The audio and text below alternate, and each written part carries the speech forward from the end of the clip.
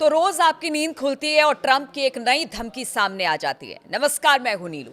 इस बार भी जो धमकी है वो ईरान के लिए है, क्योंकि ईरान को वो लगातार धमकी ही दे रहे हैं और तो कुछ कर नहीं पा रहे हैं। अब देखिए, एक बड़ी धमकी ईरान को उन्होंने दे दी है कि नक्शे से ही वो ईरान को मिटा देंगे। लेकिन आज ट्रंप ने जो धमकी दी है, बयान में जो उन्होंने कहा कि ईरान को नक्शे से मिटा देंगे, एक बार और किसी ने अमेरिका में सोचा था कि ईरान को नक्शे से मिटा दिया जाएगा, खत्म कर दिया जाएगा, पूरी तरह से तबाह कर दिया जाएगा। आज बात उसी घटना की करेंगे और बात उसी इंसिडेंट की कि किस तरह से अमेरिका को पूरी दुनिया के सामने मुंह की खानी पड़ी थी। तो आज बात अमेरिका के एक ऑपरेशन की जो नाकाम हुआ और फिर दुनिया भर में उसे शर्मिंदा होना पड़ा। यहां तक कि इस ऑपरेशन के असफल होने के बाद अमेरिका में एक राष्ट्रपति भी अपनी सत्ता गवा बैठे।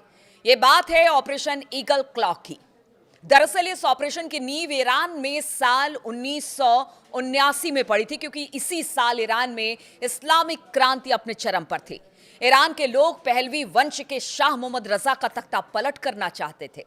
उस वक्त लोगों को लग रहा था कि मोहम्मद रजा ईरान को आधुनिक बनाने के चक्कर में उनके हितों का गला घोट रहे हैं।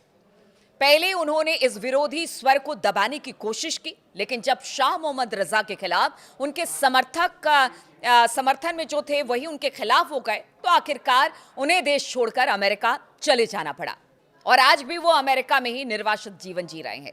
अब मुश्किल अमेरिका के सामने आ पड़ी कि वहां से दहलवी तो चले गए, लेकिन अब क्या होगा, क्योंकि इसी दौरान उनके तेहरान दूतावास पर कब्जा कर लिया ईरानियों ने।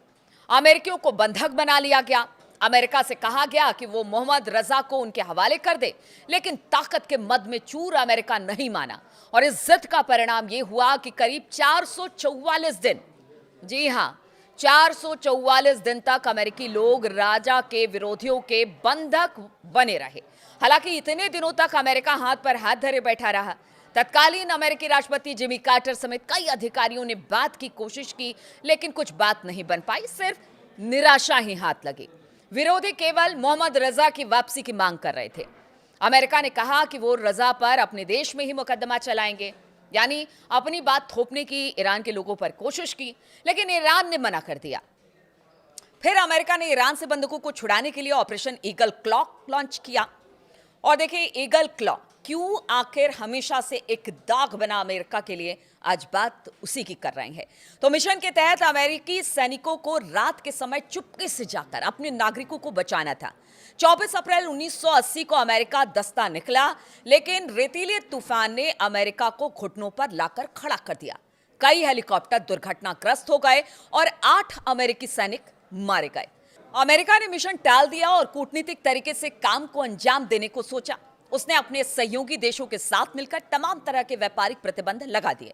इसी बीच अमेरिका के उकसावे पर इराक ने 8 सालों तक ईरान से युद्ध किया।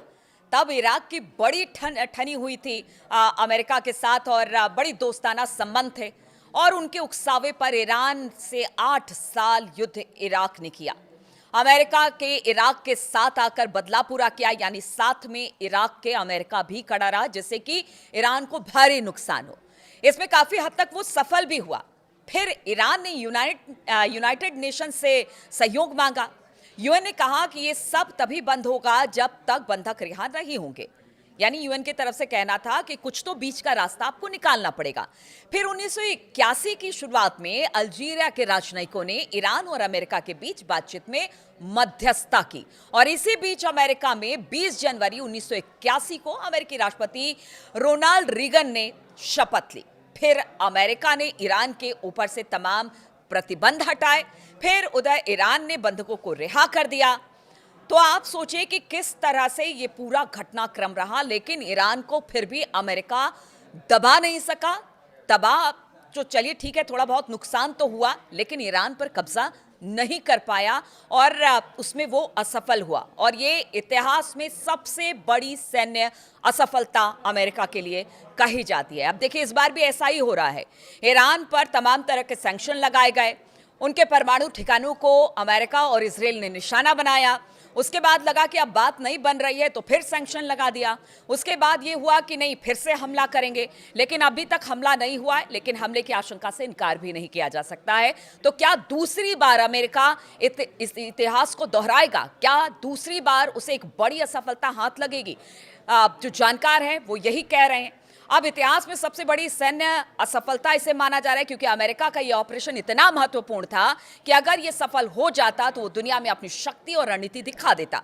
लेकिन इसका विफल होना उनकी सैन्य क्षमता और योजनाओं पर सवाल उठा गया।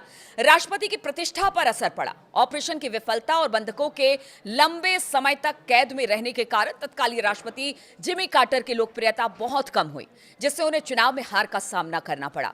वैश्विक छवि पर प्रभाव पड़ा, क्योंकि दुनिया भर के देशों ने देखा कि अमेरिका अपने नागरिकों को बचाने के लिए एक बड़ा सैन्य अभियान चलाने में भी नाकाम रहा, जिससे उसकी तस्वीर एक मजबूत राष्ट्र के बजाय कमजोर निर्णय लेने वाले राष्ट्र के रूप में सामने आई है। तो क्या इस बार भी ऐसा होगा?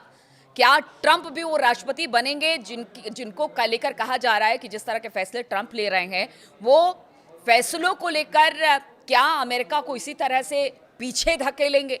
बात और सवाल बहुत हो रहे हैं। तमाम जगहों पर ट्रंप के फैसले की आलोचना हो रही है, उनके घर में भी आलोचना हो रही है। अब आपको एक बात बता दे कि आज तक ईरान पर कब्जा क्यों नहीं कर पाया। अगर भौगोलिक स्थिति की बात की जाए ईरान की, तो एक तरफ फारस की खाड़ी है, ओमान की खाड़ी है, कैस्पियन सागर है, चारों तरफ ईरान जो है वो पर्वतों से घिरा हुआ है। बड़ा मुश्किल होता है किसी देश को उस पर हमला करना और उस पर हमला करके उस पर कब्जा करना।